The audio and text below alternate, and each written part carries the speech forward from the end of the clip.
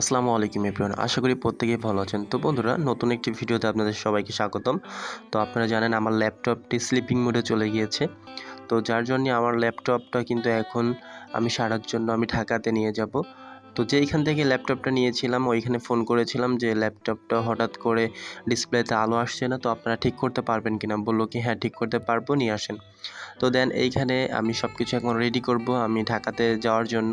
তো ল্যাপটপের চার্জারটাও নিয়ে নিলাম ল্যাপটপের সাথে, অ্যান্ড আমার প্রয়োজনীয় কিছু জিনিস নেওয়ার জন্য আমি ড্রয়ারটা খুললাম। ড্রয়ারে কিন্তু আমার ল্যাপটপের আরও কিছু জিনিসপত্র এবং মিনি ফোন দেখতে পাচ্ছেন সব কিছু। তো আমার প্রয়োজনীয় সানগ্লাস এবং আমার ওয়াচটা নিয়ে নিলাম। তো আমি যে কোনো জায়গায় যেতে হলে অবশ্যই সানগ্লাস ইউজ করি। দেন আমার অ্যানাদার সানগ্লাসটা আমি দেখতেছি যে কোনটা আমার বেশি ভালো লাগছে, তো সেইটাই নিব। তো এটা যেহেতু হোয়াইট কালার, এটাই পারফেক্ট হবে। তো দেখতে পাচ্ছেন আমি কিন্তু ল্যাপটপ নিয়েছিলাম, সেই ল্যাপটপের সমস্ত ডকুমেন্টস এবং সুইপ কোড থেকে নিয়েছিলাম, সেটাও দেখাচ্ছি। তো আমি আমার প্রয়োজনীয় পোশাক এগুলো নিয়ে নিচ্ছি এবং এগুলো ভাঁজ করে নিচ্ছি। আর আমি আমার কাপড় চোপড় কিন্তু প্রফেশনালভাবে ভাঁজ করতে পারি, কারণ আমি কিন্তু বিগত অনেক দিন কিন্তু শোরুমে জব করেছিলাম। তো বন্ধুরা, এখন আমার সমস্ত কাপড়পত্র ব্যাগ গোছানো রেডি। তো নেওয়ার পরে আমি চলে গেলাম বাজারে। বাজার থেকে ফার্স্ট অফ অল আমি কিন্তু ভ্যানটা চুজ করলাম। ভ্যান থেকে আমি কিন্তু ঘাটে, অর্থাৎ নারুয়ার ঘাট, আমাদের বাসা থেকে যাইতে নারুয়ার ঘাট পার হয়ে কিন্তু আমি আসব।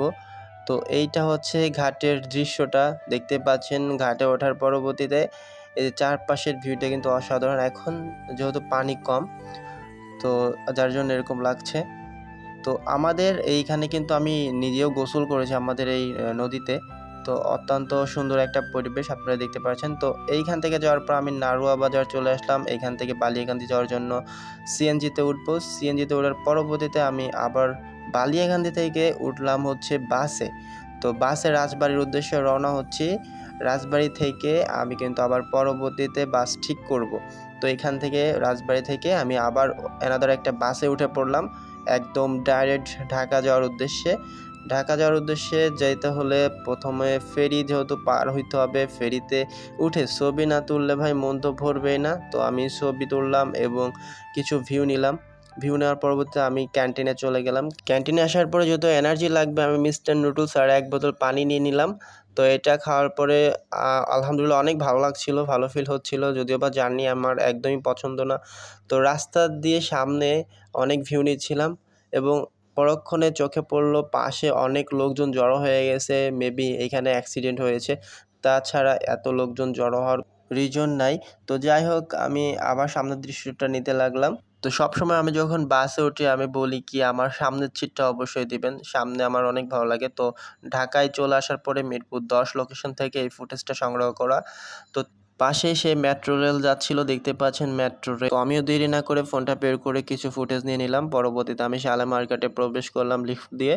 তো আমি একটু মিস্টেক করেছিলাম, যাকে ফোন দিয়েছিলাম উনি হচ্ছে দেওয়ান মার্কেট ছিল। পরবর্তীতে শালি মার্কেট থেকে আবার নেমে দেওয়ান মার্কেটে চলে গেলাম এবং এই যে দেখতে পাচ্ছেন এখানে কিন্তু অসংখ্য অসংখ্য ল্যাপটপ আছে, সেকেন্ড হ্যান্ড ল্যাপটপ। আপনারা আপনাদের পছন্দের ল্যাপটপ এইখান থেকে নিয়ে নিতে পারবেন। তো আমার ল্যাপটপটা এনাদের কাছ থেকে 7 মাস আগে নিয়েছিলাম। নেওয়ার পরবর্তীতে আমার ডিসপ্লেতে আলো আসছিল না, পাওয়ার বাটনে জাস্ট আলো আসছিল। পরবর্তীতে প্রবলেম ফেস করছিলাম।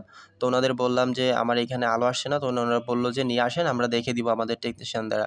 তো আপনারা যারা কম টাকায় সেকেন্ড হ্যান্ড ল্যাপটপ নিয়ে নিতে চাচ্ছেন, তো আমার স্ক্রিনের উপর নাম্বার থাকবে, ওনাদের সাথে চাইলে কন্ট্যাক্ট করে আপনার পছন্দের কাঙ্ক্ষিত ল্যাপটপ নিতে পারেন। তো পরবর্তীতে আমি ওইখান থেকে চলে আসলাম, ওনার সার্ভিসিংয়ের জন্য আলাদা একটা লোকেশন দিল। আবারও আমি চলে আসলাম শালি মার্কেটের এখানে সুইপ কোড 8ম তলা, দেখতে পাচ্ছেন। তো আমি তাদের সাথে কন্ট্যাক্ট করার জন্য তাদের শোরুমের মধ্যে প্রবেশ করলাম। এখানে কিন্তু প্রচুর ল্যাপটপ, হিউজ ল্যাপটপ আপনারা দেখতে পাচ্ছেন। এটা কিন্তু শালি মার্কেটে। তো টেকনিশিয়ান আমার ল্যাপটপটা খোলার পরে যা বললো, আমার মাথাটা ঘুরে গেল। ওটা কি প্রসেসরের সেট পুড়ে গেছে।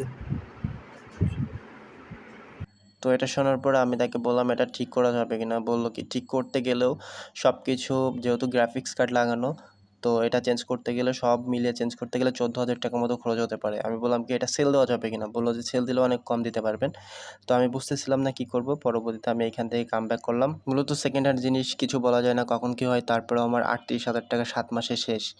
তো একটা ল্যাপটপ কিন্তু সবারই স্বপ্ন থাকে যে একটা ল্যাপটপ থাকবে। তো পরবর্তীতে আমি এরকম ইলেকট্রনিক জিনিস ইউজ করার ভরসাই হারিয়ে ফেললাম। তো এত কষ্টের মধ্যেও আমি আপনাদের ভিডিওটা শেয়ার করলাম। যদি ভিডিওটা ভালো লেগে থাকে চ্যানেলটি সাবস্ক্রাইব করবেন, ভিডিওটি শেয়ার করবেন। লাস্ট মোমেন্টে তারা আমাকে এটাই আশ্বস্ত করলো যে আসলে 100 জনের মধ্যে একজনের ল্যাপটপ এরকম হয়ে যায়। যদি আপনি পুরোটা চেঞ্জ করেন অনেক টাকা খরচ হবে, তার থেকে আপনার ল্যাপটপটা ফেলে রাখেন, মানে 38,000 টাকা লসে আর কি। তো এইখান থেকে আমি ল্যাপটপটা নিয়ে এনাদার টেকনিশিয়ানকে দিয়েছিলাম। তো পরবর্তী আপডেট ভিডিও পেতে হলে অবশ্যই আমার এই চ্যানেলটি সাবস্ক্রাইব করে পাশে থাকবেন, সুস্থ থাকবেন। পরবর্তী পার্টটা আমি অবশ্যই নিয়ে আসবো। তো সবাই ভালো থাকবেন, আল্লাহ হাফেজ।